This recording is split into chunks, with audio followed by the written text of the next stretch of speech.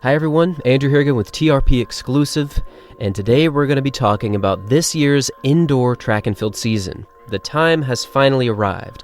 After a few weeks of basically no running, no athletics whatsoever around the world, we've got ourselves some action finally here. And starting this weekend, actually, there's a few races going down across the nation, the indoor season, and the collegiate ranks.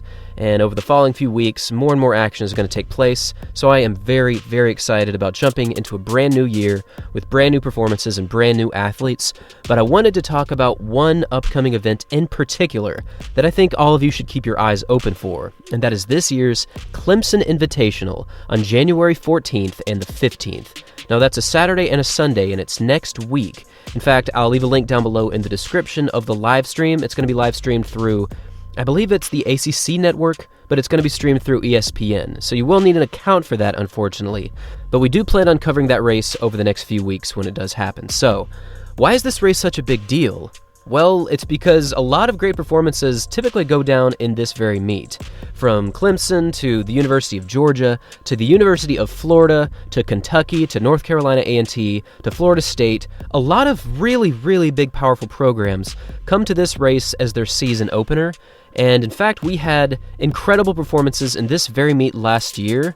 And the athlete that I want to highlight, who both ran very well last year and I'm looking forward to running this year, is Ja'Cory Patterson from the University of Florida. Now, in this race last year, he broke the NCAA record in the indoor 300 meters, running a time of 31.99. That is flying for the indoor 300. Now, this is the type of race that is not run very often, so it's not really met with a standard across the globe as to what a really, really good time is, but if you're sub 32, indoors or outdoors, you're running incredibly well. In fact, Ja'Cory went on to have really one of the most underrated season ever. He was a part of that amazing NCAA record in the men's 4x4 at the Tom Jones Invitational. He ran very, very well in the 200 meters, getting very close to breaking the 20-second barrier. But again, he broke the indoor record in the 300, as well as running very well in the 60, so do keep your eyes open for him.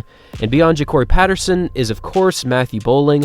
Last year in this event, he ran a 20.4 in the 200 meters, but he also jumped 8.25 meters in the long jump, which for a few weeks was like the longest jump in the world, and I believe it also ended up being top 10 in the world for the indoor season, so definitely keep your eyes on him.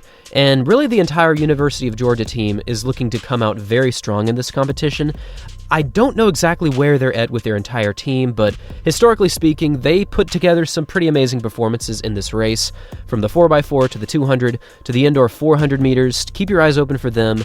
And another team that you definitely should keep your eyes open for is North Carolina A&T.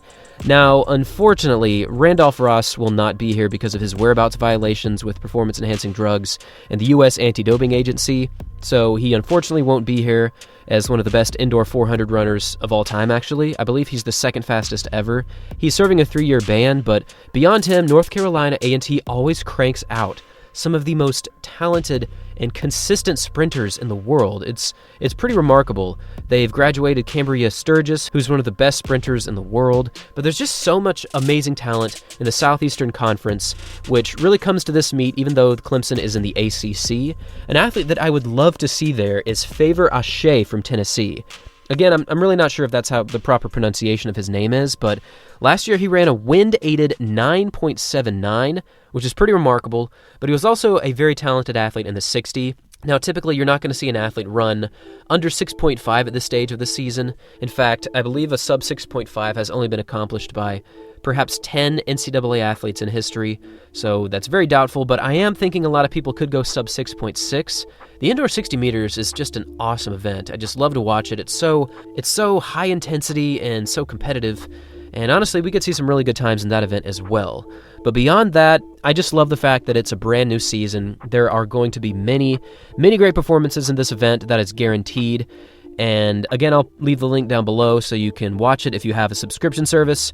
But I do want to express that, every single year when the indoor season does come up, there's very, very little coverage of the indoor season compared to the outdoor season, at least. Sometimes there's good coverage for the NCAA championships, but it's kind of sad, really, that there's not that much coverage because these are some of the best athletes, not just in the NCAA, but in the entire world.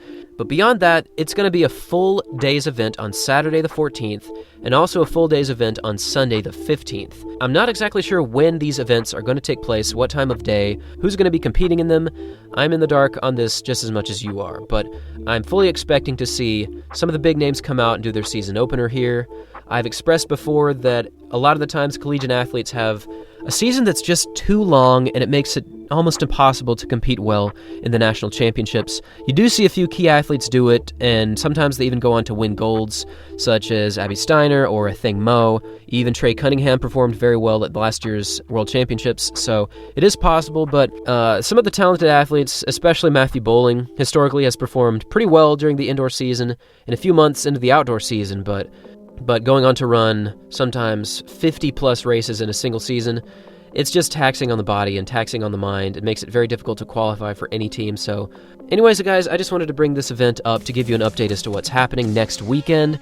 And 1 week from now, we're going to get some NCAA action on the indoor season. So get excited, get pumped, and yeah, that's about it. See ya.